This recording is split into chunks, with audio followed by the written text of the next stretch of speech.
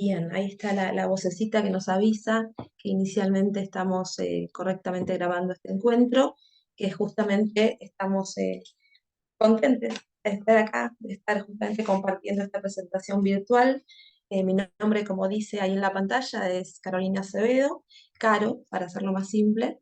Estamos en esta presentación virtual, tengo todos mis machetes acá, así que para que quede todo prolijo como debe ser, en la presentación del Observatorio Silvia Berman de Psicopolítica y Salud Mental Popular del Instituto Generosa Fratasi. Eso va a ser uno de los acontecimientos que vamos a estar hoy compartiendo junto con las novedades editoriales del Instituto Plebeyo. Así que tenemos como una doble invitación, como un doble motivo para encontrarnos hoy en este horario que aquí en Argentina son las 15 horas, pero allí en México, que también tenemos compañeros de esos pagos, son las 12 del mediodía, estamos cerca del almuerzo por allá. Así que el 30 de noviembre vamos a hacer esta presentación para que iniciemos, y por eso le paso la palabra en este momento a justamente Mariano Pacheco, porque es quien nos va a contar un poco de observatorio, pero principalmente nos va a hablar del Instituto Generosa Fratasi y de su libro, porque recordemos, como decíamos antes, que tenemos una doble invitación y tenemos dos libros que hoy vamos a estar compartiendo palabras y intercambios y pareceres sobre ellos. Y por eso en segundos nada más, Mariano Pacheco nos va a estar hablando de su libro La democracia en cuestión, la larga marcha hacia la emancipación.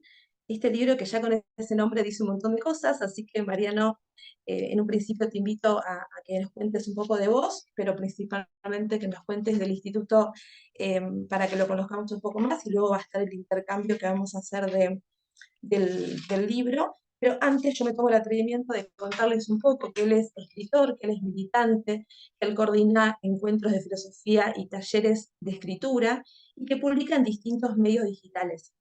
Es director justamente del Instituto Generosa Fratasi, ha escrito varios libros sobre las luchas populares en Argentina. El libro anterior al que justamente hoy vamos a estar debatiendo y compartiendo con él se titula Roberto Arlt por la senda de Nietzsche y Freud. Que también es interesante con ese título, ya lo quiero comprar. Bien, entonces ahora vamos a conocer un poco más al instituto de parte de su director. Mariano, te invito a que nos compartas un poco sobre él.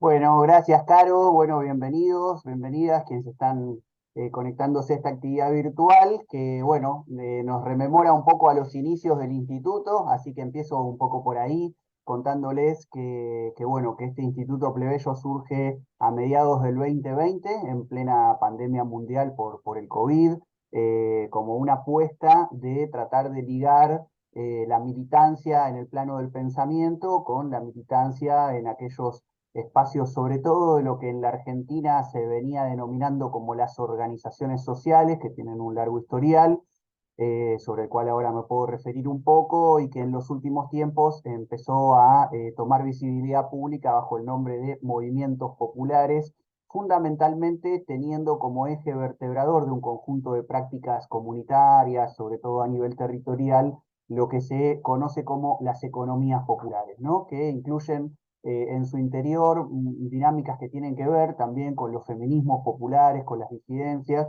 y con otras dinámicas que en otras épocas anteriores quizás marchaban por otros carriles, como pueden ser, por ejemplo, algunos planteos de recicladores urbanos que toman en sus manos luchas ecológicas que ya tienen una larga data, ¿no? Así que bueno, como podemos ver, en el propio nombre, las formas de autodenominarse de todas estas experiencias, la cuestión de lo popular, ¿no? Aparece como en el centro de la escena, y en nuestro caso, tomando la inspiración de Álvaro García Linera, ¿no? Que habla de la potencia plebeya, para nosotros el pensador latinoamericano actual que de algún modo más se liga con las pretensiones de aquello que intentamos hacer como esta iniciativa de constituir esa práctica militante en torno al pensamiento estrechamente ligado a todo el acontecer político de los movimientos populares, ¿no? Entonces, bueno, en principio,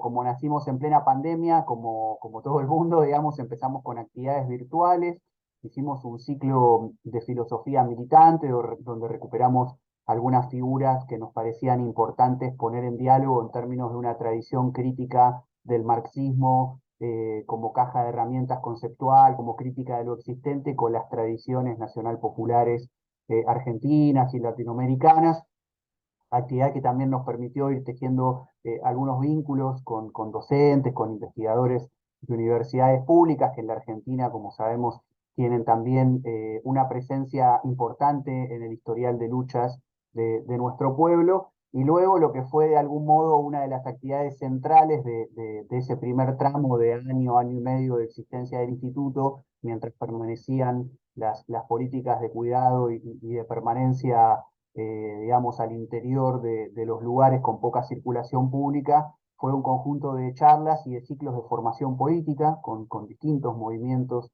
y organizaciones populares y un ciclo de conversaciones sobre la economía popular, que es lo que da nacimiento luego a la política editorial del instituto, donde, bueno, tratamos de poner en diálogo, en conversación, tres vectores que nos parecían importantes convocar para la conversación y que eran justamente docentes, investigadores de universidades del conurbano, en este caso fueron del conurbano sur, de Lanús, de Quilmes, de Avellaneda, de Florencio Varela, puesto que el instituto surge en la zona sur del conurbano en un primer momento.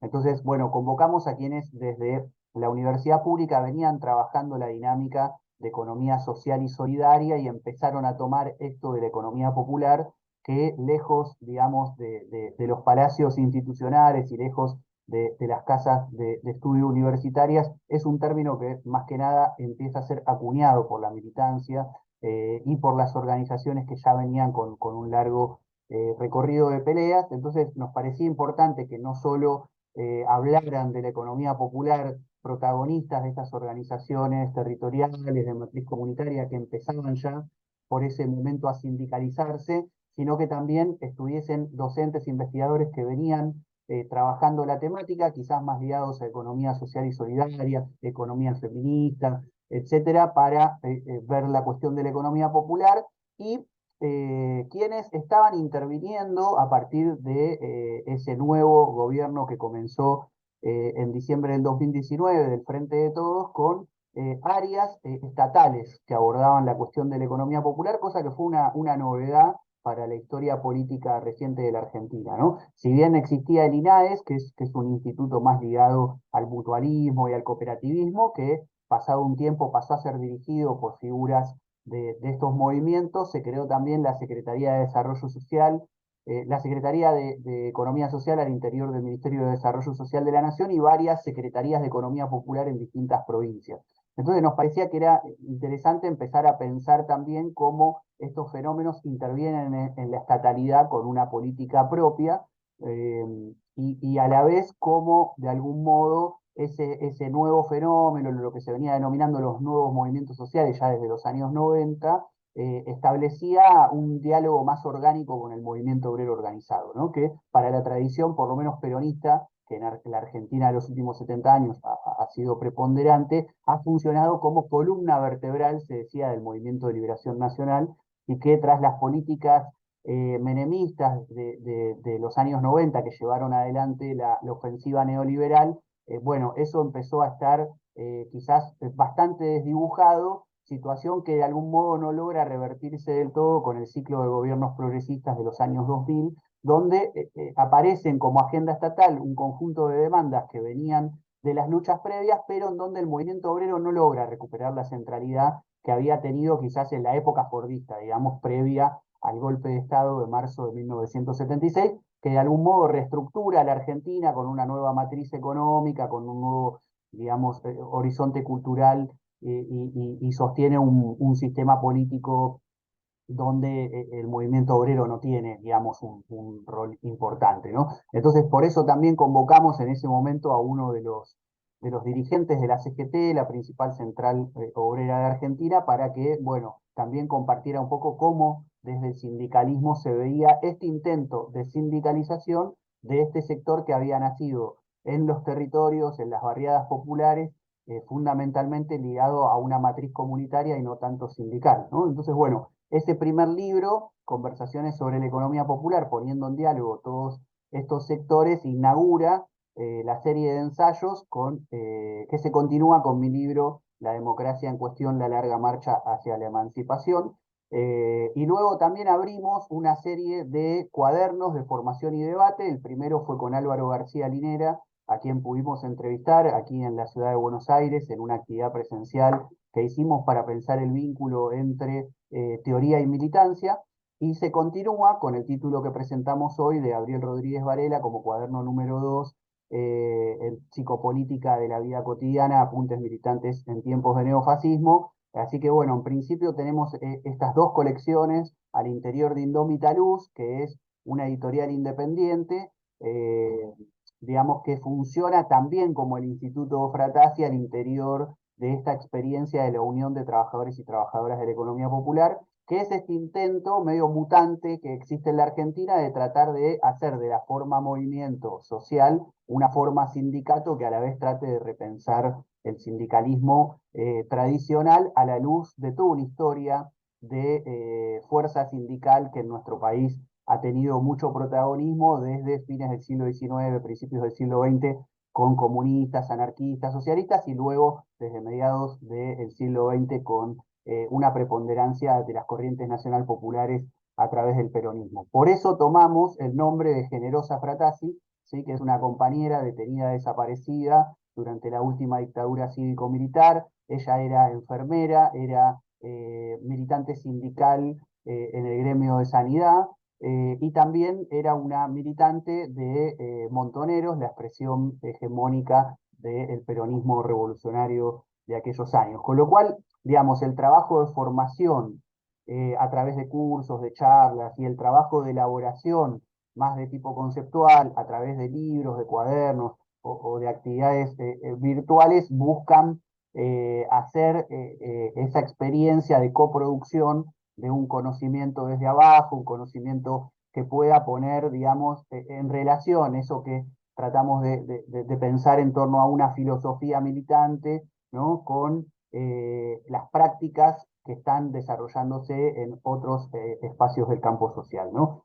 Teniendo en cuenta la importancia de reconstituir esos vínculos que justamente la última dictadura cívico-militar de algún modo vino a quebrantar de ese momento tan propicio como fueron los años 60 y 70, donde muchas luchas sindicales, populares y con un horizonte revolucionario confluían con un activismo en el campo de la teoría. Así que bueno, diría para cerrar esta breve presentación, que de algún modo en torno a nuestra experiencia reciente, puesto que el instituto, como decimos, se inscribe en una larga saga de luchas populares en nuestro país, que después a partir del libro La democracia en cuestión quizás podemos retomar y conversar un rato, pero para no extenderme ahora, diría que en esa larga saga de luchas aparece una pequeña experiencia, ¿no? Con un pequeño grupo como el nuestro, del Generosa Fratasi, muy ligada también a la dificultad, ¿no? Digo, la dificultad de la pandemia, que es la que pone en movimiento un primer grupo para realizar algunas primeras actividades, y luego ahora el lanzamiento del observatorio a días de que asuma la presidencia Javier Milei, con esta alianza entre un sector libertario, anarcocapitalista como se denomina, y un sector de esa derecha que ya gobernó la Argentina entre 2015 y 2019, con Mauricio Macri y Patricia Bullrich a la cabeza, ¿no? O sea que algo de la cuestión de avanzar en los esbozos de un proyecto popular emancipatorio, ¿no? Que requiere de audacia y de creatividad, pensamos también requiere un trabajo sobre el archivo, ¿no? El archivo de las teorías, el archivo de los procesos de lucha, y la gestación bueno, nuevas armas para la crítica en un contexto que para nada se parece a los anteriores que hemos vivido, más allá de esas constantes, ¿no? Para decirlo a lo David Viñas, ¿no? Para poder trabajar esas constantes con variaciones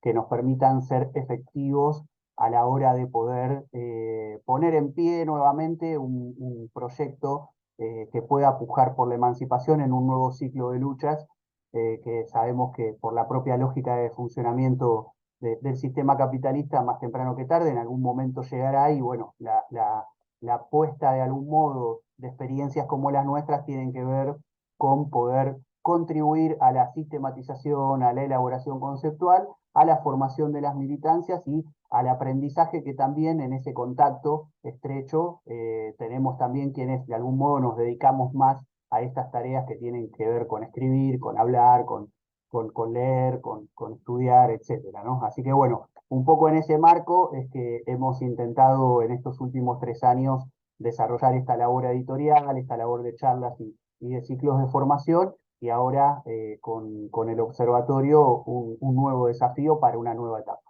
Así que bueno, por mi parte, agradecerles la conexión para poder hacer esta actividad virtual que también tiene un tinte latinoamericano, con presencia de compañeros de México y de Perú. Así que bueno, cierro por acá para que siga la ronda y después, más tarde, cualquier cosa, podemos conversar un poco en torno al libro La democracia en cuestión. Gracias, Mariano. Claramente todo lo que dijiste da como para extenderlo mucho más, así que seguramente algo de lo que trajiste nos va a invitar a continuar en compartir los libros y compartir un poco las devoluciones en el final. Aprovecho para darle la bienvenida a quien se estuvo sumando en estos minutos que Mariano contaba un poco del instituto. Recuerdo que estamos en la presentación virtual del Observatorio Silvia Berman de Psicopolítica y Salud Mental Popular del Instituto Generosa Frattasi. Justamente Mariano Pacheco es su director y nos estaba contando un poco en relación al instituto, pero ahora también vamos a hacer una presentación que justamente la invitación, una de las principales del observatorio, que quien justamente está ahí invitado para que nos comparta algo, está... Eh, he perdido su machete, aquí está su machete. Gabriel Rodríguez Varela, que tenemos ahí esperando para tomar la palabra. Yo ya les voy a contar un poquito de él, pero quiero antes decir algo importante a las personas que sumaron después y a las personas que también van a estar viéndonos. Esto no solamente es la presentación de estos espacios, sino también las novedades editoriales del instituto, y también va a haber un intercambio con compañeros que están conectadas para justamente hacer un intercambio interesante sobre ello. Así que vamos a hacer una ronda de preguntas. Quédense por ahí porque no es solamente escucharnos, sino también participar y tomar la palabra. Bueno, recupero esto entonces, que es para Gabriel Rodríguez Varela, que lo ven ahí conectado. Él es psicoanalista de orientación marxista, es integrante del Observatorio Silvia Berman de Psicopolítica y Salud Mental Popular y del Laboratorio de Políticas de lo Inconsciente. Con esos nombres voy a darle la palabra para que nos cuente un poco justamente sobre el observatorio que estamos presentando en esta ocasión y luego retomamos para seguir con el día. ¿Qué tal? Buenas. Bueno, yo soy Gabriel, Gabo, y la idea un poco de esta intervención era contar algunas cuestiones que hacen a este espacio que estamos dinamizando con un conjunto de compañeros, que es el Observatorio Silvia Berman de Psicopolítica y Salud Mental Popular, como un espacio de investigación militante, ¿no? que intenta retomar la figura, ¿no? de Silvia Berman, militante revolucionaria de la izquierda, peronista, psicoanalista, que ha intervenido, ¿no? junto con Mary Langer por caso, en las brigadas internacionales de asistencia, en la Revolución de Nicaragua, entre otras cuestiones, y que es una figura que para nosotros, digamos, permite conjugar, ¿no? El trabajo respecto a la intervención en el campo de la subjetividad, por llamarlo de alguna manera, o psicopolítica, como preferimos nombrarlo, y la militancia política revolucionaria, ¿no? Sumado a que, entre otras cuestiones, su figura, digamos, goza de la particularidad de que no ha sido, si se quiere, puesta dentro de el memorial de cierta relectura progresista de la década de los 70, y eso nos permite engarzar con una apuesta político-estratégica que tiene el observatorio, que tiene que ver con poder superar, poder contribuir a generar una perspectiva psicopolítica que se engarce con un programa del movimiento popular, al mismo tiempo que pueda desarrollar una línea de acción y de intervención hacia el interior del campo de las prácticas estatalmente codificadas bajo el término de salud mental, que para nosotros, digamos, podemos diagnosticarla como salud mental del Estado, y en ese doble desafío es que inauguramos el observatorio entendiendo la necesidad de poder desarrollar una programática dispuesta de una racionalidad político-militante que plantee líneas de acción para intervenir en el campo de la subjetividad o de la psicopolítica, en tanto que el campo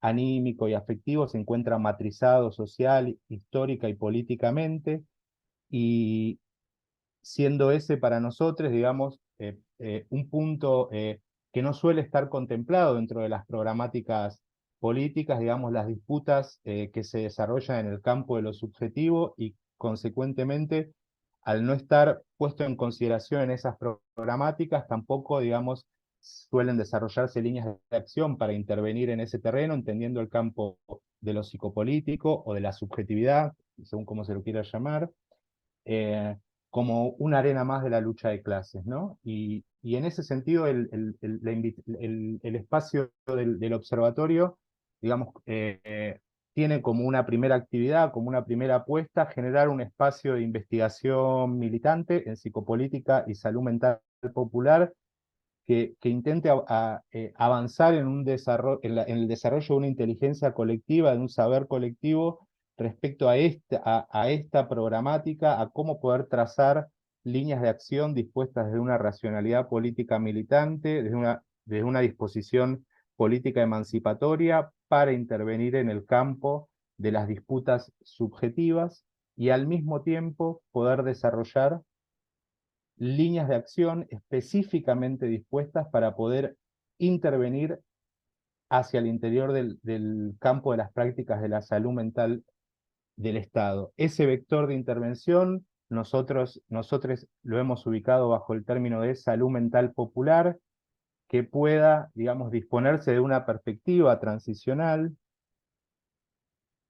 a reformar, transformar en un sentido emancipatorio el conjunto de las prácticas y disciplinas sí que se coagulan hacia el interior del campo de la salud mental popular. Nuestra inquietud, entre otras cuestiones, tiene que ver con poder desarrollar una perspectiva político-militante emancipatoria que pueda lograr superar la racionalidad técnica de la expertise del campo de la salud mental que prevalece y domina el conjunto de las prácticas de la salud mental del Estado. Esto es, que pueda desarrollar una línea que supere y que antagonice con la racionalidad psicotécnica burocrática que prevalece en el modo de abordaje del campo de lo anímico y lo afectivo, tal cual se encuentra configurado hoy día.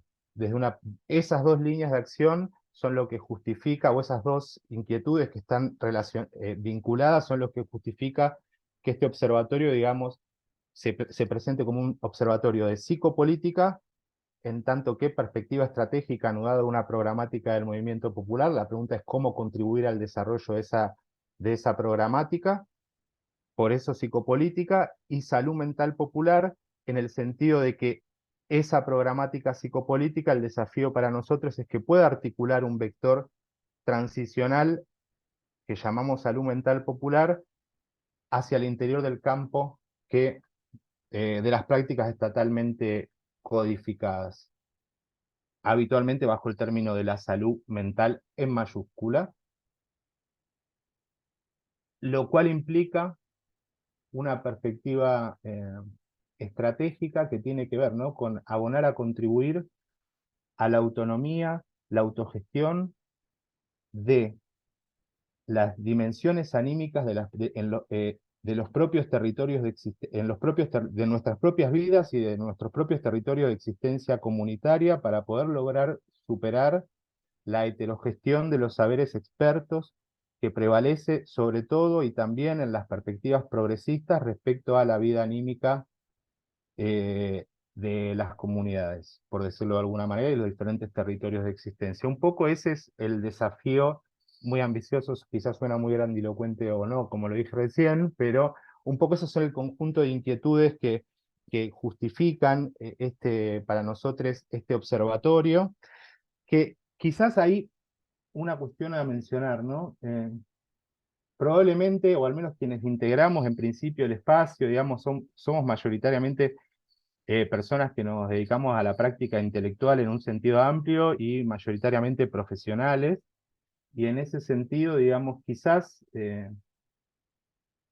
uno de los desafíos de este observatorio y que pueda llegar a justificar ese término, ¿no? Porque observatorio, digamos, tenga que ver menos con reproducir el gesto clásico de la institución observatorio, que es por lo general ir a observar los territorios y demás, sino más bien como una instancia de observación respecto a nuestros propios límites y cómo podemos sortear, digamos, las propias limitaciones que se nos presentan en tanto que intelectuales al intentar conectar la disputa psicopolítica con el movimiento popular. Dicho rápidamente, como una instancia de observación crítica de nosotros mismos y no como una instancia de ir a observar en exterioridad tal o cual territorio de existencia popular.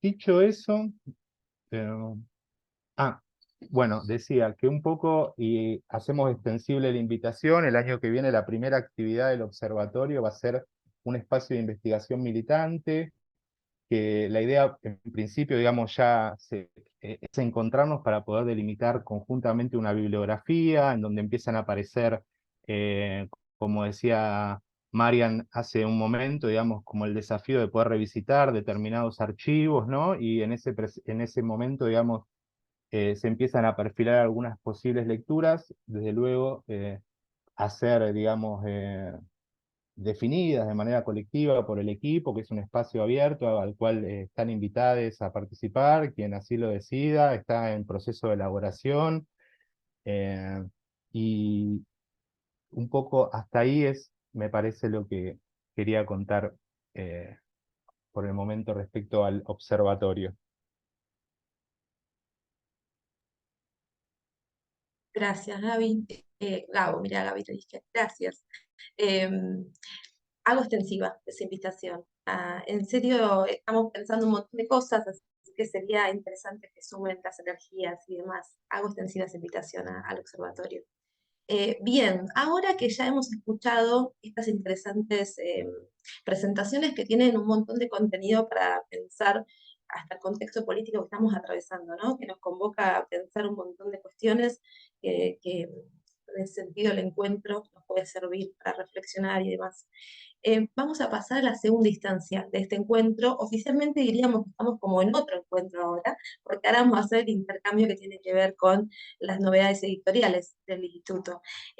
Y por eso justamente vamos a retomar un poco la palabra con Mariano Pacheco, pero en realidad va a estar conversando con él en estas conversaciones con los autores, como lo presentamos en el flyer, en este caso Natalia Romé, que la veo ahí conectada, así que la voy a invitar a que tome la palabra y inicie oficialmente esta segunda parte luego de la presentación tanto del instituto como del observatorio.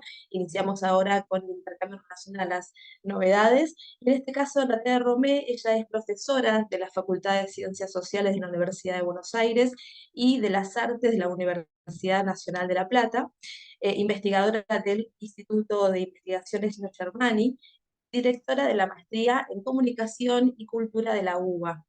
Ella nos va a estar haciendo justamente el intercambio con el libro que presentamos al comienzo y que ahora vamos a estar meditándolo un poco, ¿no? Con sus palabras, viendo un poco sus hojas, seguramente cosas para que después en la ronda también sigamos sumando.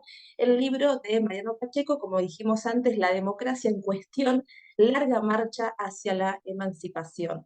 Así que Natalia, te invito a que te sumes a tomar la palabra y empezamos la ronda. Bueno, muchas gracias, Carolina. Hola a todas, a todos quienes están ahí. Una alegría poder conversar con ustedes y con compañeros muy queridos y respetados, y una alegría ver al querido David Pavón, que cada tanto cuando podemos nos cruzamos, por lo pronto virtual. Hace algunos años que no nos vemos presencial, pero bueno, es una alegría verlo nuevamente. Bueno, a mí me toca hablar de este librito, que lo voy a mostrar ya que estamos, ¿no? Que tiene además una edición muy linda. Sé que editar libros por fuera de las formas mainstream del mercado editorial o de los apoyos institucionales es una apuesta en sí misma y por sí sola audaz. Y, y hay algo de perseverar en la cultura letrada en este objeto tan lindo que son los libros, pero hacerlo además buscando y a la vez elaborando esa cultura letrada en el campo de la militancia popular, ¿no? Y lo digo de esta manera porque me resisto a pensar que allí hay dos cosas que están separadas, ¿no? Creo que es fundamental, necesario recuperar los pliegues que entraman las experiencias políticas, las prácticas políticas, las formas de organización, de construcción de demandas, de ejercicios de diagnóstico de la coyuntura o de una situación particular en la coyuntura.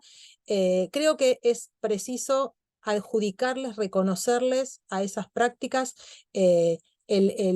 su condición de invención intelectual, ¿no? Creo que hay algo que es, bueno, que podríamos pensar es una de las primeras formas de pensar eso que desde la ideología alemana, ¿no?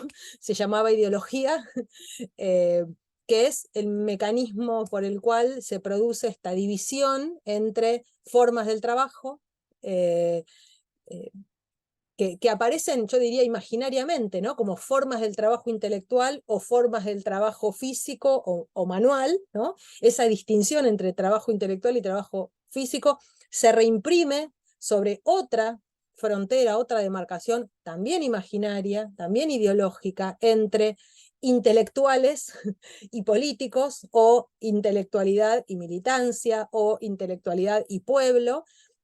Bueno, ya sabemos, son demarcaciones que son ellas mismas despotenciadoras, ¿no?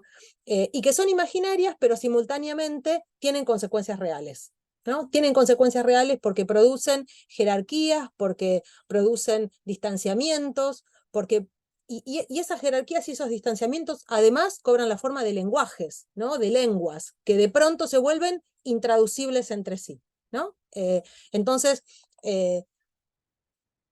es muy difícil volver ese problema hoy pensable, ¿no? Porque los mecanismos, los dispositivos, las prácticas sistemáticamente organizadas para sostener esa frontera, esa diferencia, son cada vez más fuertes y cada vez más difíciles de romper, ¿no?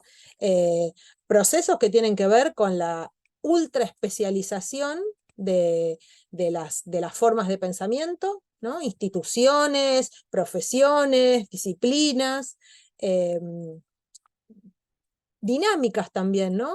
El trabajo intelectual, sea como labor periodística, sea como trabajo universitario, sea como la forma de prácticas de trabajo en un sistema científico, ¿no? Ese tipo de estructuras materiales producen una demarcación, una frontera, un distanciamiento de las formas de producción de pensamiento respecto de las prácticas concretas, cotidianas, los cuerpos, las emociones, los temores, las esperanzas, la inteligencia, que todos, incluso quienes participan de esas instituciones, atraviesan, ¿no? Entonces, yo diría, no hay solamente distanciamiento entre unas supuestos puros intelectuales y un puro pueblo, nudo pueblo, sin intelectualidad, ¿no? Esa es la imagen más idealista, podríamos decir, ¿no? Porque eso no acontece así nunca, ¿no? Pero esa imagen que se construye es profundamente despotenciadora, sino que también hay escisión interna, división interna. Los intelectuales, cuando hacen de intelectuales, olvidan que son trabajadores, olvidan que forman parte del pueblo, olvidan que son parte de la sociedad, ¿no? Y entonces, en el mejor de los casos, intentan recuperar ese gesto hablando de hay que salir a la sociedad, ¿no? Hay que bajar al pueblo. Tremendas esas metáforas. Pero también los sectores militantes, en sus formas de organización, en sus prácticas, en su forma de decir la situación, de nombrar el futuro, lo que falta por hacer, también olvidan que esas son prácticas intelectuales, ¿no? También olvidan la potencia que tienen de creatividad social, ¿no? De producción de conceptos, las formas de organización, la organización de las diversas intervenciones, la decisión de dónde hay que intervenir, cómo. Bueno, creo que en gran medida el libro este libro de Mariano, pero yo creo que gran parte del trabajo de Mariano, si no todo el trabajo de Mariano, tiene que ver con ese problema, ¿no? Tiene que ver con un diagnóstico que es el suyo y que yo comparto profundamente, que es que gran parte de los problemas políticos que tenemos en este momento, en Argentina sin duda, pero no solamente, seguramente en toda América Latina, yo diría en gran parte de los países capitalistas periféricos, pero también en los países centrales, es ese divorcio, ¿no? Es esa separación entre, que insisto, es una separación forzada, que no es tal, que no se da así en la práctica concreta de los seres humanos, la separación entre pensamiento y acción, ¿no? Y eso institucionalizado, es organizado, ¿no? Entonces, en ese marco voy a decir unas poquitas cosas para no extenderme mucho en relación con el libro. El libro, bueno, se llama La democracia en cuestión, la larga marcha hacia la emancipación, y yo creo que intenta materialmente producir un modo de hacer, un modo de discutir con ese problema que es la separación entre política, él dice pueblo, ¿no? E intelectualidad. Y en ese sentido hay 2 o 3 operaciones que me parece importante recuperar del libro. Primero, la primera cuestión es que el libro pone en acto la reconciliación o la articulación de cuestiones que suelen no estar conjugadas en un mismo libro, ¿no? Esas cuestiones son una pregunta por los conceptos más abstractos, ¿no? El libro es un libro sobre la democracia, para pensar la democracia y para pensar la democracia en la coyuntura argentina actual, y lo primero que hace es una breve reseña de lo que Mariano en este libro considera son los grandes teóricos de la democracia, ¿no? Y esos grandes teóricos son Spinoza, Marx, Gramsci y García Linera, ¿no? ¿Cuáles son los conceptos de democracia que se pueden extraer de esas intervenciones, ¿no? Y hay figuras conceptuales muy fuertes y muy rápidamente pensables, ¿no? La democracia como comunicación múltiple, ¿no? La democracia en Spinoza, la idea de república libre en Spinoza como democracia absoluta, ¿no?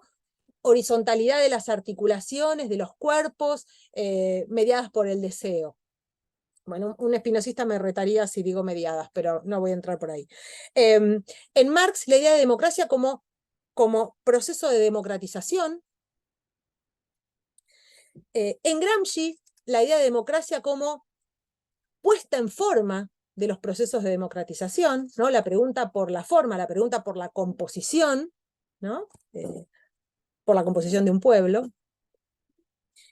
Y en Linera, la incorporación de esos procesos, de esa puesta en forma, en una problemática muy específicamente latinoamericana, que es la tensión entre Estado y comunidad, ¿no? Entonces, grandes ideas fuerza para empezar a pensar desde un lugar que es el lugar más abstracto, ¿no? de la teoría de todos los tiempos, pero sin olvidar que esa teoría de todos los tiempos ha sido forjada al calor de coyunturas concretas, ¿no? Y para hacerse cargo de problemáticas concretas. Entonces, un fuerte momento teórico, abstracto, filosófico, podríamos decir. De allí el libro salta a lo que se propone como legados, ¿no? Y entonces la democracia hay que leerla en la Revolución Cubana, en la Revolución Bolivariana de Venezuela, en el zapatismo, en la experiencia del peronismo como comunidad organizada, ¿no? Y en la experiencia boliviana. Entonces, ahí ya no tenemos conceptos, sino lo que tenemos son memorias, ¿no? Memorias de luchas, memorias de construcción, ideas disponibles, ¿no?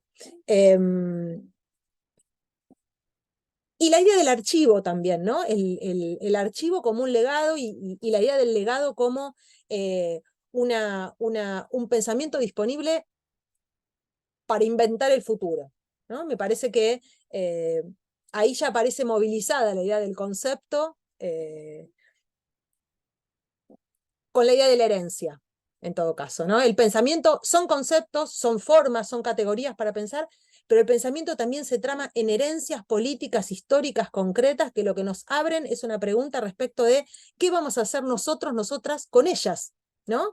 La herencia es siempre, de alguna manera, un mandato también, ¿no? La obligación de hacerse una pregunta por el presente. Y un tercer elemento, ¿no? Que es el archivo histórico. Que aparece como archivo, que aparece como historia a contrapelo.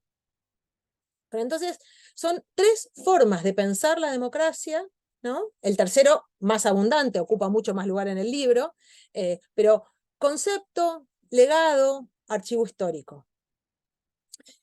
Y me parece que ya eso solo, esa combinación de registros diferentes, es una apuesta audaz. Es difícil de encontrar eso.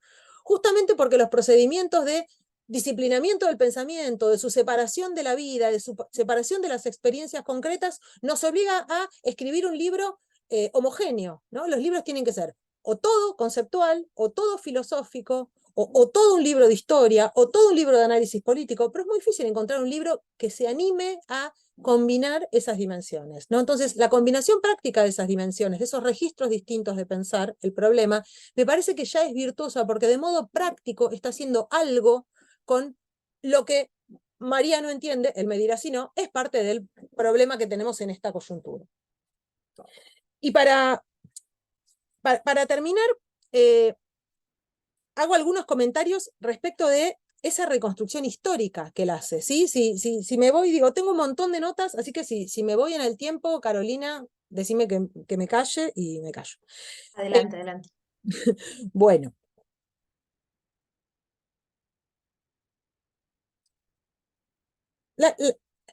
Voy a señalar simplemente lo que para mí son como pequeños hallazgos, ¿no? Porque lo que sigue en el libro es una reconstrucción de la historia política reciente argentina, ¿no? De los 40 años de democracia que estamos conmemorando, sufriendo, amando, temiendo este año. No sé qué verbo usar, discúlpenme.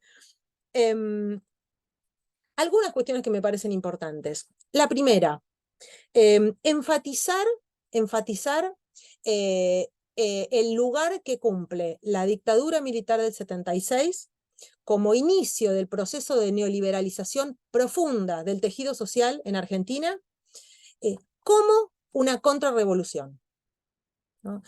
Movilizar la categoría de contrarrevolución ya es disruptivo con respecto a cómo se ha pensado la herencia de, digamos, la dictadura y de la postdictadura, ¿no? Pero también diría otra cosa, es también interesante para pensar el funcionamiento del neoliberalismo a escala mundial, ¿no? Porque sí hay un cierto consenso de que el neoliberalismo como bloque histórico, como proceso de transformación social, comienza en los años 70 en las experiencias de Argentina y Chile, ¿no? En las dictaduras de Videla y Pinochet. Hay mucho consenso en relación con eso, ¿no? Hay libros de pensadores internacionales que lo piensan así. Pero no se ha puesto, y además se piensa el liberalismo como una transformación del sujeto, como una transformación de la política, como un conjunto de doctrinas económicas, bueno, como una cantidad de cuestiones. Pero no se lo suele pensar tanto como una respuesta del capital a los movimientos tercermundistas y de liberación nacional, ¿no? Y yo creo que pensar el neoliberalismo de esa manera es algo que estoy agregando yo, no está así explícito en el libro, pero aprovecho para planteárselo a Mariano, a ver qué piensa él. Yo creo que cambia fuertemente la disposición que podemos tener nosotros actualmente para pensar nuestras críticas y nuestros combates con respecto al neoliberalismo. No es lo mismo pensar el neoliberalismo como un poder total que subsume plenamente la vida humana, la vida natural, la subjetividad, las emociones, las instituciones, el lazo social, que pensarlo como la respuesta de clase, primero, a la propia crisis del capital, a la propia crisis de acumulación del capital de los principios de los 70, eso sí ha sido dicho muy claramente, muy fuertemente, pero en segundo lugar, a una avanzada estratégica de no solamente de las clases populares, sino sino una avanzada estratégica a nivel geopolítico a escala global, ¿no? Los movimientos de liberación nacional, los movimientos tercermundistas, no son solamente la cuestión de la lucha de clases, ¿no? Son también el problema del imperialismo, en plena crisis y transformación del imperialismo. Entonces, creo que pensar el neoliberalismo como respuesta, como reacción, ya nos coloca en otro lugar para pensar ese momento, ¿no? Para pensar también las memorias y para temporalizar el neoliberalismo de otro modo, ¿no? Y por otro lado también, para dejar de aferrarnos tan fuertemente a esas categorías, ¿no? El giro punitivo del neoliberalismo, por ejemplo, ¿no? Como si en nuestras regiones no hubiera sido siempre punitivo desde el principio, ¿no? Y la idea de contrarrevolución un poco trae eso también, ¿no? Bueno, me parece que ahí hay algo para pensar que es interesante. Luego, bueno, una cantidad de cuestiones que no voy a abundar, pero hay todo un trabajo de pensar la pluralidad de los tiempos, ¿no? ¿Qué tipo de hitos son el 76, el 83, el 2001, ¿no? El 2015? ¿Qué tipo de hitos quiere decir? ¿En qué nivel de la complejidad de lo social intervienen esas transformaciones? ¿Qué es lo que se transforma y qué es lo que no se transforma? ¿No? Yo creo que esa tarea de reconstruir esa historia en su complejidad temporal es una tarea que nos debemos, ¿no? Dar esas discusiones específicas. ¿Qué es lo que cambia y qué es lo que no cambia en el 2001? ¿No? ¿Qué es lo que se trama y qué es lo que no se trama? ¿Qué pasa con el 2008? ¿No?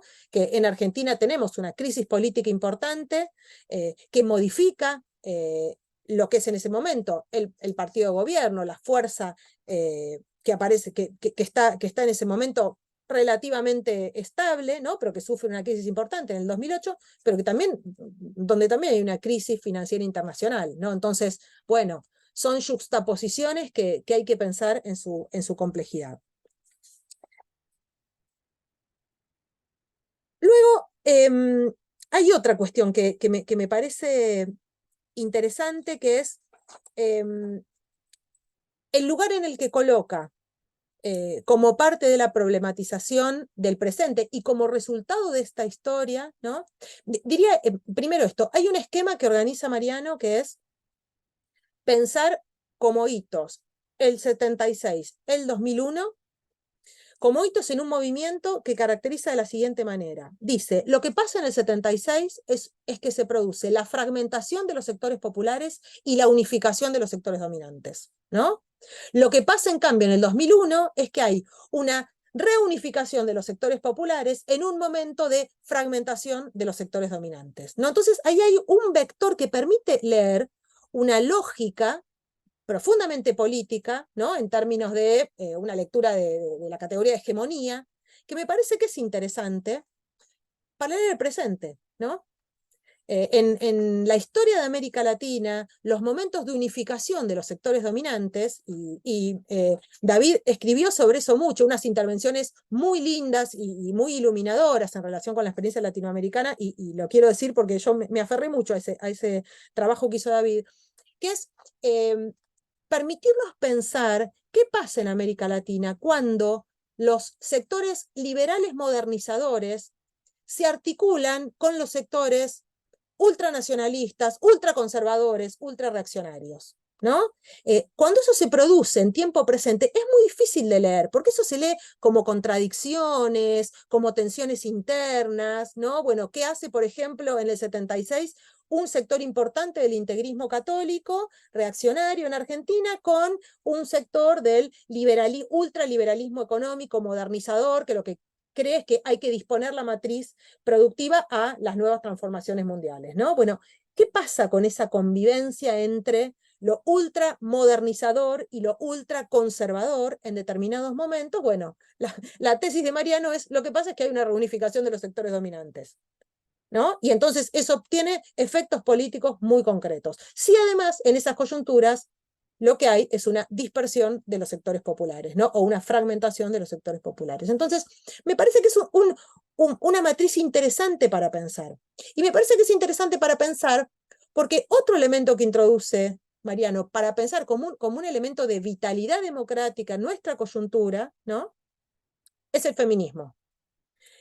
Y el feminismo, los feminismos en América Latina, sobre todo, han pensado, por un lado, el problema del trabajo, ¿no? El trabajo no solamente como categoría, no solamente a partir de la idea de modo de producción capitalista y demás, como producción del valor, sino el trabajo como principio aglutinador y organizador de la vida social, ¿no? Bueno, ese es uno de los problemas que tenemos, ¿no? ¿Cómo pensar formas de composición de lo popular si no disponemos estructuralmente, materialmente, del trabajo como un principio aglutinador, ¿no? Digo, del que sí disponían los sectores populares en el siglo XIX y en gran parte del siglo XX, ¿no? Digo, la historia de la internacional es finalmente la historia de ese vector, de esa vértebra unificadora que es el trabajo como experiencia cotidiana, como espacio de reunión, como modalización simultánea de las subjetividades también, ¿no? Digo, fuertemente. Entonces, los feminismos están pensando eso, lo están pensando con la categoría de reproducción social, ¿no? Están pensando el problema del trabajo productivo, reproductivo, dónde hay producción de valor, dónde no la hay, ¿no? Si es que no la hay, efectivamente, en formas de trabajo que se consideran de no trabajo, ¿no? Toda esa discusión que permite que los feminismos dialoguen con las formas de organización popular que, como decía Mariano hace un rato, se han dado el nombre de economía popular, ¿no? Esa pregunta, la diferencia entre trabajo y labor, entre trabajo y empleo, es la gran pregunta de nuestra coyuntura, ¿no? En términos económicos, pero también en términos políticos. Entonces, yo creo que ahí hay una cuestión muy interesante que el libro coloca con toda claridad, ahí hay algo para pensar. Estas expresiones, los feminismos populares, fundamentalmente, y la economía popular, están haciéndose cargo de ese problema. ¿Qué pasa? ¿Qué cosa es hacer política? ¿Qué cosa es pensar ese gran dilema de la reunificación de los sectores populares cuando ya no tenemos al trabajo, por lo menos a las categorías de trabajo formal, institucionalizadas, como lo conocíamos, como principio de unificación? Pero el otro elemento, que el libro no lo trabaja tanto y que yo creo que es algo que se podría trabajar fuertemente, es en qué medida los feminismos, y fundamentalmente los feminismos populares, han puesto el ojo, y permiten ponerlo no de un modo teórico, abstracto, sino de un modo práctico, en esa reunificación virtuosa de los sectores dominantes entre una dinámica ultramodernizadora, ¿sí? Cuando hablo de ultramodernización quiero decir es la disposición política a empujar la vida social a las nuevas formas de acumulación del capital, ¿no? Entonces, la convivencia de esas dinámicas, ¿no? Por caso, la financiarización de la vida, con el recomienzo, el refuerzo o la reinvención de formas ultraconservadoras de moral familiarista, de formas heteropatriarcales de pensar la vida, la sexualidad, el afecto, los vínculos, pero también la amistad, pero también la crianza, ¿no? Entonces, creo que ahí hay algo muy interesante para pensar el dilema de la democracia. Porque el dilema de la democracia, ¿no? De lo que la democracia puede y lo que la democracia no puede, de las distintas ideas o imágenes de democracia que nos hemos ido dando en América Latina, pero en Argentina puntualmente en estos 40 años, han tenido que lidiar con ese problema, ¿no? Digo, la gran pregunta sería, ¿qué cosa es pensar una democracia como proceso de democratización, ¿no? Es decir, una democracia popular, emancipadora, si ya no tenemos al trabajo como principio de organización, ¿no? como forma de lazo y como dispositivo estructurante de la subjetividad de un modo común, ¿no? Finalmente un vector común, aunque sea un vector de sujeción común, pero no deja de ser también un vector de subjetivación común, ¿no? Cuando ya no tenemos al trabajo y cuando además ya no tenemos categorías que nos permitan leer con claridad ¿en qué consiste esa reunificación de sectores dominantes? ¿No? Ahí el libro trabaja bastante con Gramsci, ¿no? Ese modo en el que Gramsci tenía de pensar el intelectual orgánico, ¿no? Y plantea un poco eso, la separación actual entre práctica, entre organización popular y universo de las ideas, invención intelectual, imaginación de futuro, esa separación tiene que ver con el debilitamiento de la idea de hegemonía, ¿no? Pero la hegemonía no como fuerza, ni como articulación de demandas, ¿no? Como composición significante, sino la hegemonía como reunificación de aquello que se presenta forzadamente, políticamente, como dividido. Lo intelectual y lo popular, lo económico y lo político, el progresismo y el corporativismo.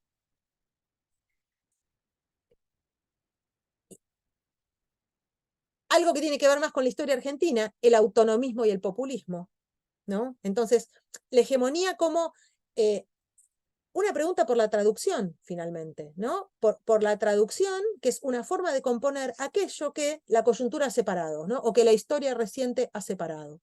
Me parece que ahí hay una gran pregunta y que colocar en esa pregunta las experiencias de los feminismos y de la economía popular como formas prácticas, corporales, activas, pero también intelectuales de pensar respuestas, es muy virtuosa. Por supuesto, el libro es una apuesta en ese sentido, ¿no? Dice, bueno, hay que pensar por acá, pero ese por acá no lo puede resolver ningún libro, ¿no? Es la imaginación de la historia la que logrará decir si ahí había o no había una vía interesante que se abría. Y con esto ya cierro. En ese marco, la pregunta que queda abierta, ¿no? Y que queda abierta como un dilema importante, es la pregunta por lo nacional. Porque pareciera que ni los feminismos ni la economía popular han podido todavía darse una inteligencia colectiva que se haga cargo del problema de lo nacional, ¿no? Y si tomamos como válida esa lectura de que el comienzo del neoliberalismo tuvo mucho que ver con los procesos de liberación nacional, ¿no? Y si agregamos, yo le agregaría, ¿no? El libro no lo dice, así que esta no se la voy a adjudicar a Mariano. Estamos en un momento de crisis profunda del neoliberalismo, ¿no? Lo repito, estamos en un momento de crisis profunda del neoliberalismo. Y todo lo que se presenta como sus puntos paroxísticos, yo creo que habría que hacer por lo menos el ejercicio de pensarlos como síntomas de una crisis, ¿no? De una zozobra, de una vacilación, de una inestabilidad importante, a diversos niveles de la organización de la experiencia social, de la geopolítica mundial, de un montón de cuestiones. Entonces, si es así, si el neoliberalismo es un arco que comenzó con una contrarrevolución, pero esas revoluciones eran movimientos de liberación nacional y formas de tercermundismo, bueno, tal vez pensar hoy lo nacional, ¿no? Que no quiere decir fetichizarlo, sacralizarlo, que no quiere decir pensarlo dejando de pensar lo regional, lo americano, lo plurinacional. No quiere decir eso, quiere decir plantear la pregunta, ¿no? Plantearla de modo práctico, plantearla de modo organizacional. Bueno, creo que es una tarea interesante que queda abierta por delante y que está bien entonces que con este libro se abra un espacio de producción, de investigación, de pensamiento militante, porque de eso se trata. Así que bueno, nada, esto era lo que quería compartir con ustedes y lo que les propongo es que lo lean al libro porque encontrarán muchas otras cosas. Gracias, Natalia. Una potente intervención, me encantó. Estuve tomando anotaciones para después ver si podemos compartirlas. Recuerdo a quienes estamos presentes y a quienes están quizás agarrando esta grabación con unos mates o algo y disfrutando de este hermoso encuentro que estamos teniendo en vivo en este momento, que Natalia Romé estaba hablando del libro La democracia en cuestión, larga marcha hacia la emancipación de Mariano Pacheco, que es una de las novedades editoriales que hoy queríamos compartir. Y voy a decir algo antes de presentar al siguiente compañero, que también va a traer su reflexión en relación a otra de las novedades, que es el cuaderno 2.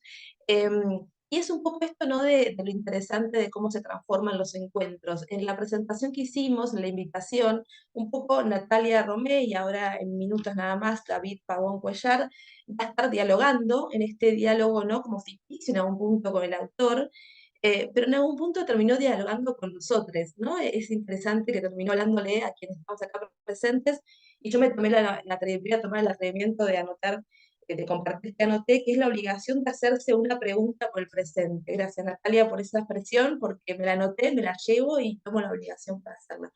Voy a pasar a presentar justamente al otro compañero que también como Natalia Romé va a estar dialogando con los autores, en este caso con Gabriel Rodríguez Varela, y él, que es David Pavón Cuellar, se conecta desde México, el compañero, y es un profesor de la Universidad Michoacana, perdón, no sé si lo pronuncio bien, de San Nicolás, de Hidalgo, de Morelia, Michoacán, México. Seguramente estoy pronunciando todo muy mal, David, vos después me dirás bien cómo lo tengo que pronunciar. Cuando yo pedí la información para presentarles, cada uno envió información importante en relación a mencionar de su recorrido, y no quiero dejar de mencionar lo que también David dijo, que me considero comunista. Dijo, si él quiere decir algo de mí, digan que me considero comunista, así que también lo transmito a quienes estamos presentes en su presentación. David, el tiempo es tuyo, la idea es que también puedas conversar y que después luego vamos a abrir un intercambio con el resto de los participantes.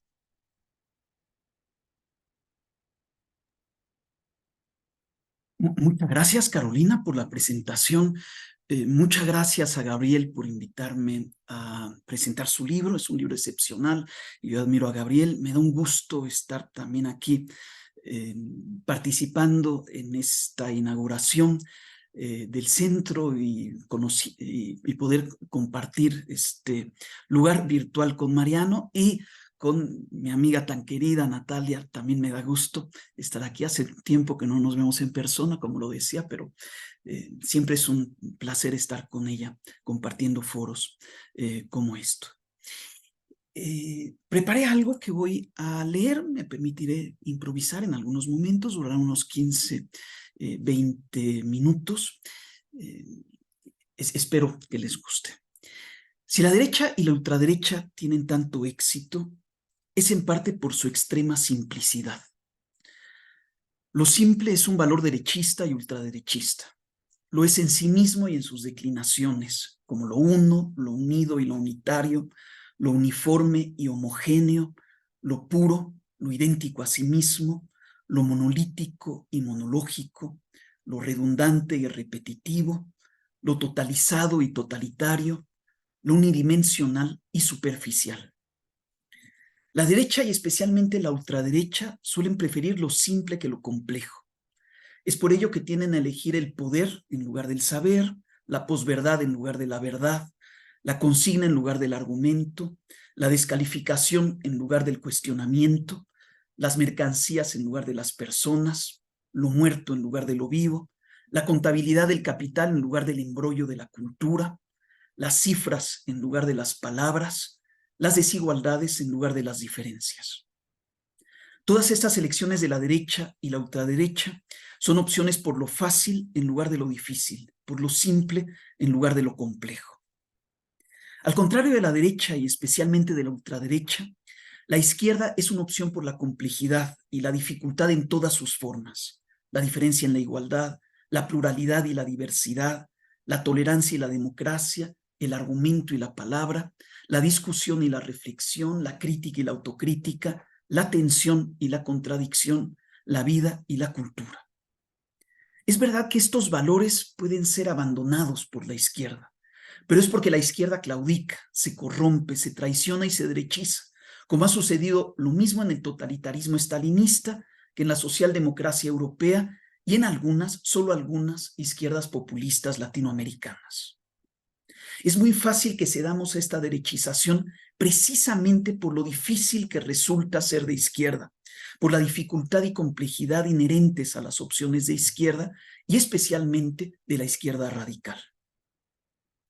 Además de ser difícil de sostener, la complejidad constitutiva de la izquierda es poco práctica, ineficaz, incluso perjudicial en el nivel estratégico, teniendo efectos desastrosos en la relación de fuerzas con la derecha.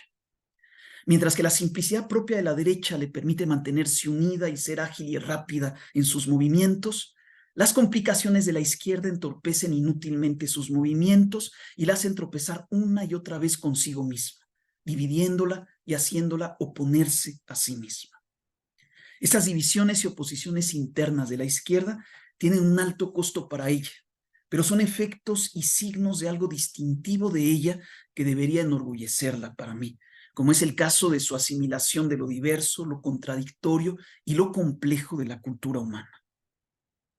Uno de los mayores desafíos estratégicos de la izquierda es y ha sido siempre mantenerse fiel a sí misma sin destruirse a causa de esta misma fidelidad. La supervivencia de la izquierda consecuente, la fiel consigo misma, ya es para mí un triunfo que tendríamos que celebrar día tras día, un triunfo que ha sido conseguido con grandes esfuerzos, como aquellos de los que guardamos testimonios escritos, como la crítica al programa de Gotha, de Marx, el qué hacer de Lenin y los textos polémicos de Rosa Luxemburgo y de otros protagonistas de la Segunda Internacional. De lo que aquí se trata, entre muchos otros temas, es la cuestión fundamental de una izquierda que pueda mantenerse fiel a sí misma sin que su fidelidad termine destruyéndola. Esta cuestión dio lugar a reflexiones y discusiones apasionantes sobre la estrategia revolucionaria en el nivel macropolítico, social e histórico en un marco nacional e internacional, pero también en el nivel micropolítico y biopolítico institucional, organizacional y relacional, e incluso en el nivel que podemos llamar psicopolítico, el de las configuraciones y disposiciones conscientes e inconscientes de los militantes y sus enemigos, unos y otros con sus rasgos de personalidad y con sus temores, angustias, inhibiciones, autoengaños, fantasías, aspiraciones, ambiciones, deseos y pulsiones.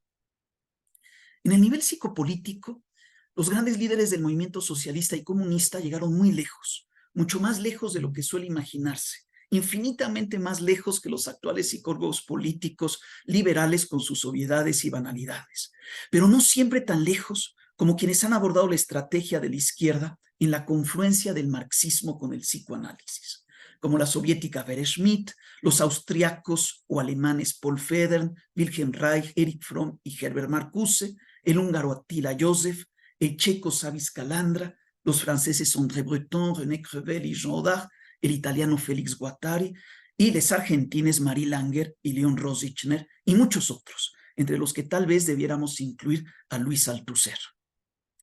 La tradición marxista-freudiana de propuestas estratégicas psicopolíticas ya tiene una larga historia, cuyo último eslabón es el formidable trabajo de Gabriel Rodríguez Varela, titulado Psicopolítica de la vida cotidiana, apuntes militantes en tiempos de neofascismos, que es el texto que estoy presentando ahora.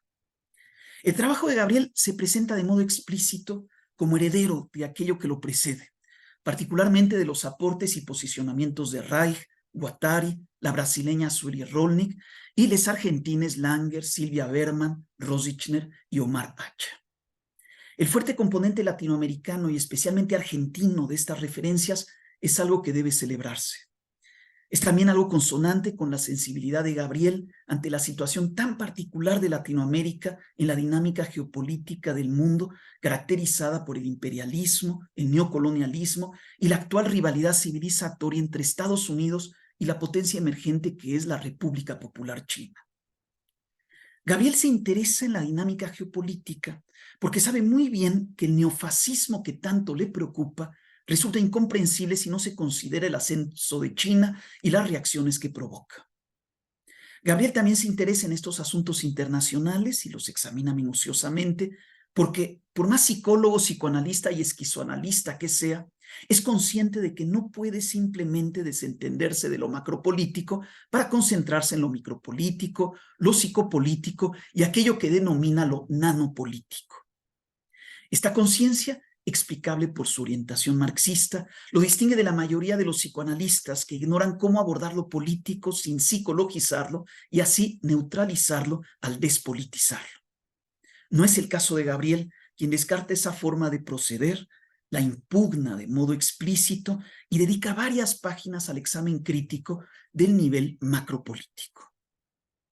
Articulando los diferentes niveles de lo político, Gabriel no se muestra sensible únicamente ante el imperialismo y el neocolonialismo, sino también ante el racialismo, el machismo, la heteronormatividad y el cisexismo en una perspectiva que se presenta en cierto momento en su libro como interseccional. Sin embargo, aunque las diversas dimensiones de opresión aparezcan acá o allá en el libro, el centro de atención está puesto en los neofascismos y especialmente en el capitalismo que subyace a ellos. Ese capitalismo no es olvidado, ni soslayado, ni subestimado, sino que está siempre allí, desplegando su materialidad en las 4 dimensiones sociales estratificadas que Gabriel distingue: la macropolítica, la micropolítica, la psicopolítica y la nanopolítica. Desplazándose de la primera a la última, Gabriel nos hace atravesar varios estratos en los que el capitalismo aparece y opera de formas diferentes. Primero como sistema mundo, como imperialismo, como despojo y acumulación. Luego como lógica social, como nexo social, como funcionamiento abstracto de la relación social. Después como subjetivación, como experimentación subjetiva en el nivel molar significante, como sujeción, colonización y explotación existencial a través de ciertos equipamientos maquínicos semióticos. Finalmente, en el nivel más micro o más profundo, como lo inconsciente de lo anterior, como los vectores inconscientes de la subjetivación, como el teatro de operaciones de lo inconsciente en lo molecular significante, como hegemonía molecular, como la nanopolítica libidinal en el nivel del goce del capital. Sobra decir que los 4 estratos no son capas separadas e independientes, sino más bien distinciones conceptuales en las mismas operaciones del poder y la dominación capitalista. Quizás el poder y la dominación del capital operen en los 2 estratos más altos, pero solo conseguirán hacerlo porque lo hacen también a través de los estratos más bajos. Esos estratos psicopolítico y nanopolítico son aquellos en los que se concentra Gabriel al explicar el neofascismo. Además de explicarse macropolíticamente como una reacción imperialista contra el ascenso de China, el neofascismo se explica nanopolíticamente en Gabriel por los procesos moleculares, inconscientes y libidinales que hacen posible una reproducción ampliada social de la adhesión a las formas de vida que Gabriel describe como existenciario neofascista. Esta reproducción, en los propios términos de Gabriel, lo cito, se elabora y debate en las dimensiones inconscientes de la subjetivación capitalista. Fin de cita. Es así del capitalismo del que brota el neofascismo, lo que es bastante claro para Gabriel, quien por ello, siendo congruente también aquí con su perspectiva marxista, concibe el neofascismo como una ofensiva del imperialismo, le atribuye una sed de acumulación y lo asocia con el saqueo y la explotación de nuestros territorios. El capitalismo no deja de estar en el centro de la reflexión de Gabriel, no solo cuando aborda sus manifestaciones neofascistas, sino también cuando se lanza críticamente contra sus medios psicotécnicos, psicológicos, psicoterapéuticos e incluso psicoanalíticos. Gabriel denuncia en sus propias palabras, lo cito, la tecnocracia capitalista, su gestión psicotécnica burocrática, la heterogestión despótica de los saberes psicotécnicos del capitalismo sobre nuestras vidas y territorios, y las psicoterapias psicoanalíticas incluidas en las disciplinas científicas fundadas en un humanismo burgués abstracto. Incluso la propuesta de Lacan se presenta como un psicoanálisis burgués y entra en complicidad con el capitalismo al no reconocer que el goce del que habla es el goce del capital, el goce de las formaciones de poder capitalista, del que ya se ocupaba Gabriel con Emiliano Exposto en su maravilloso libro titulado precisamente El goce del capital, crítica del valor y psicoanálisis, publicado en 2020 allá en Buenos Aires por Marat. Si el psicoanálisis lacaniano concibe el goce del capital como el goce en general, es porque deja ver el capitalismo y su particularidad el capitalismo y su particularidad contingente, porque disuelve el capitalismo en la realidad y en su generalidad, porque lo convierte en la realidad sin alternativas, incurriendo así en lo que Mark Fisher llamaba realismo capitalista. Reconociendo el capitalismo y resituándolo en el centro de atención, la perspectiva psicoanalítica y esquizoanalítica de Gabriel confirma su parentesco marxista por el mismo gesto por el que supera la ceguera que reina en las corrientes dominantes de la psicología, la psicoterapia y el psicoanálisis. Este gesto es el mismo por el que vemos a Gabriel situarse en el campo de una izquierda radical, en la que no deja de reconocerse que el capitalismo sigue siendo el problema fundamental, el meollo del asunto, lo que subyace al neofascismo, lo mismo que al neoliberalismo. Sin embargo, a pesar de tal reconocimiento, Gabriel no se vuelve simplemente contra las izquierdas moderadas, reformistas y populistas, lo que solo contribuiría a debilitar al dividir la trinchera en la que se posiciona, repitiendo así las divisiones de siempre. lo cual sería demasiado tonto, demasiado simple, demasiado fácil para una verdadera opción de izquierda, como la de Gabriel, en la que se asume decididamente la complejidad y la dificultad, como espero haberlo mostrado al resumir su análisis de los estratos políticos del capitalismo. Gabriel se entrega a la difícil tarea de tejer, de articular no solamente los estratos macro, micro, psico y nanopolítico, sino también su posición radical en la izquierda con otras posiciones que podríamos considerar menos radicales. Es lo que pone de manifiesto, por ejemplo, cuando propone, en sus propios términos, lo cito, defender en nuestros territorios la democracia y las instituciones republicanas, mas no como un fin en sí mismo. No me permitiré señalar que esta articulación estratégica es perfectamente leninista, porque siento que mi señalamiento no sería del gusto de Gabriel, no pareciéndome alguien muy cercano a nuestro marxismo-leninismo. Pero sí diré que tenemos aquí un ejemplo elocuente de la opción de la izquierda por la complejidad y la dificultad a la que me refería en un principio. Esta opción, como nos lo enseña Gabriel, no debe traducirse necesariamente en divisiones de la izquierda, sino que, por el contrario, puede asegurar su unidad, cuando esta unidad es lo más urgente, como lo es ahora contra lo que representan Javier Milei y otros neofascistas a los que no debemos dejar pasar. Muchas gracias. Gracias, David. Creo que se escucharon aplausos tanto de Natalia como de todos los que estamos acá por la intervención. Muchísimas gracias por sumar a seguir reflexionando, no solo desde ambos, ¿no? No solo desde los libros, sino también desde lo que está pasando, el contexto, no dejarlo por fuera, que el elefante está en la habitación, hacernos cargo también de lo que está pasando adentro de este Zoom, que también resuena un poco. Así que me parece a mí que hay un montón de resonancias para compartir. Si a ustedes les parece, ya hemos, digamos, como finalizado la presentación que teníamos la intención en un comienzo de realizar, tanto de los espacios como de este diálogo con los autores, así que podemos iniciar un poco la ronda de intercambio, tanto invito a Alberto, invito a Belu, invito a Federico, a Silvana, a Sara, a traer preguntas a quienes ya tomaron la palabra, o quizás también Mariano o Gabo quisieran como retomar y dialogar un poco con estas intervenciones de Natalia y David. Entonces, si hay alguien que ya está pensando en algo para compartir, adelante nomás.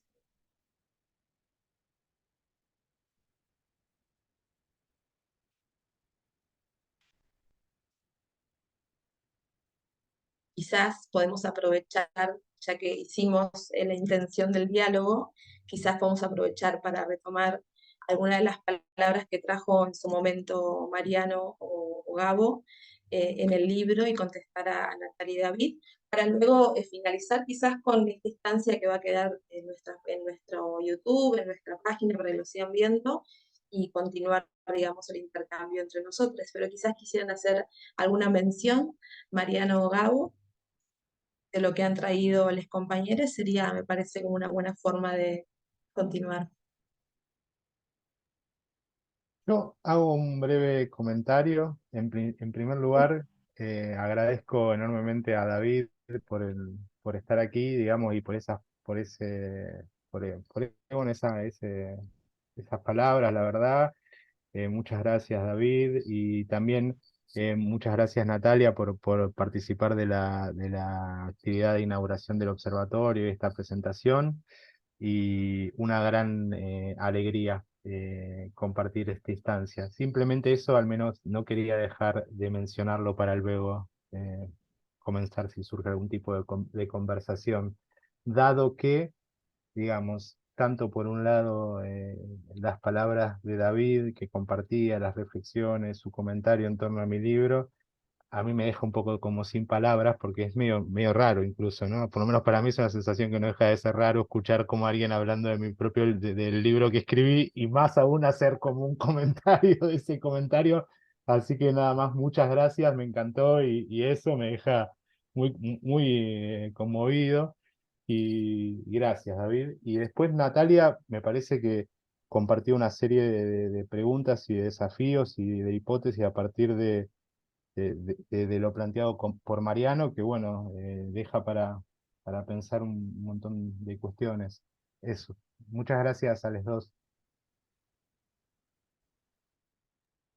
Sí, hago extensiva. Mariano, sí. Sí, no, breve, antes de también después compartir un poco, nada, eso, donde pueden también seguir este y otros videos y las producciones del instituto, etcétera. El agradecimiento a Nati por la lectura que hizo, veloz además, porque el libro no le llevó hace tanto, y es un libro de unas cuantas páginas, así que bueno, siempre conmovido con sus intervenciones, venimos construyendo ya un vínculo hace tiempo. Bueno, y con David, a quien no lo conozco personalmente y creo no había compartido hasta ahora ninguna instancia virtual, no así de lecturas, he leído trabajos suyos, bueno, venía siguiendo el tipo de enfoque que viene teniendo en sus escritos, así que contento con la posibilidad de compartir esta breve reunión virtual, también un poco en el espíritu de lo que salió, ¿no? Acá ya en las propias intervenciones, que es la necesidad de interrelacionar a veces esferas que aparecen separadas, no solo, como decíamos, entre determinadas prácticas más vinculadas a la actividad política y al trabajo manual y determinadas otras prácticas ligadas al trabajo intelectual, sino muchas veces al interior del propio campo intelectual, ¿no? Donde aparecen las separaciones de tipo profesionalistas, donde cada quien se atiene a trabajar en el marco de las temáticas que por caso se dan en la formación que se tiene en una determinada institución educativa, ¿no? Entonces, de acuerdo a la facultad, a la universidad, se ven y se trabajan determinados temas. Me parece que acá apareció un poco varias cuestiones que están muy vinculadas entre sí, aunque usualmente se trabajan por separado. Y luego también la cuestión nacional latinoamericana para poder de algún modo marcar un determinado rumbo o una determinada perspectiva dentro de la geopolítica mundial, ¿no? Donde también suele suceder muchas veces que están de algún modo como los estudios de casos nacionales o la cuestión latinoamericana que muchas veces no se atiene a los casos específicos de los procesos de cada país, ¿no? Entonces, bueno, creo que algo de este gesto que ha surgido acá a partir de la presentación de las novedades editoriales y el lanzamiento del observatorio va por ahí, ¿no? También de poder seguir entretejiendo todas estas cuestiones. Así que nada, sí, me anoté ya como 3 páginas de las intervenciones de Nati y de David, así que no voy a mandarme a recuperar esas cuestiones hoy, pero sí me da la sensación de que, bueno, evidentemente son un campo de temáticas que están ahí dando vueltas que posibilitarían también seguir estos diálogos que ya venimos teniendo. Así que bueno, por ahora eso, y bueno, agradecer también a quienes se pudieron conectar ahora como en vivo, digamos, sabiendo que el horario, como decíamos, justo era un horario un poco complicado y que bueno, la posibilidad justamente de que se conecten en vivo y no ver el video después en YouTube también era para que puedan preguntar, comentar, intervenir si tenían ganas de hacerlo. Así que reforzando lo que dijo Caro, quienes están, que quieran decir algo, bienvenido sea. Bien, en ese sentido, entonces, con este gesto tanto de parte de Gabo como de Mariano, de poder hacer como un cierre, una devolución a las invitadas que se han tomado este tiempo para poder dialogar con los libros, con nosotros, con ellos también, vamos a dar, digamos, como cerrada la parte formal. Les voy a recordar un poco de datos importantes y voy a terminar con la grabación, así esto queda en nuestras redes y demás para que lo visiten. Y de paso, después surge la charla quizás entre los que estamos acá, les invito a que se queden, pero sí voy a dar por concluido el encuentro, recordando que esta es la presentación virtual del Observatorio Silvia Berman de Psicopolítica y Salud Mental Popular del Instituto Generosa Fratasi, y que justamente estamos compartiendo las novedades editoriales. Esto refiere al libro La democracia en cuestión, la larga marcha hacia la emancipación, de Mariano Pacheco, y también el cuaderno 2, que es el libro que se llama Psicopolítica de la vida cotidiana, apuntes militantes en tiempos del neofascismo, de Gabriel Rodríguez Varela, quienes estuvieron presentes. Lo que sí, aviso importantísimo, es que estos libros se pueden conseguir, comprar y demás en formato virtual. Recordemos que esto sería en PDF o en papel, en librerías que van a estar justamente encontrándolas en Cava, en Quilmes, en La Plata, en Córdoba y en Rosario. Cualquier consulta sobre en qué lugares pueden conseguir, les recuerdo nuestras redes sociales, que son: en Instagram nos pueden encontrar como Instituto Generosa Fratasi, y ahí nos pueden escribir en privado cualquier consulta que surja en base a la compra de los libros o en base a lo que estuvimos charlando, como también pueden visitar nuestra página que es institutofratasi.com.ar y mandarnos también un mail que sería institutofratasi@gmail.com. Esto queda grabado, así que de última rebobinas un poquito el video y anotas todo de vuelta. Así que yo voy a cerrar la grabación, pero les pido que se queden, así compartimos. Vamos a ir cerrando para quien está por ahí. Guarden un instante nada más, a ver si puedo aprender también, ya que aprendí a grabar, puedo aprender a detener la grabación. Ahí me dice pausar la grabación, entiendo que es por acá. Aguarden un instante.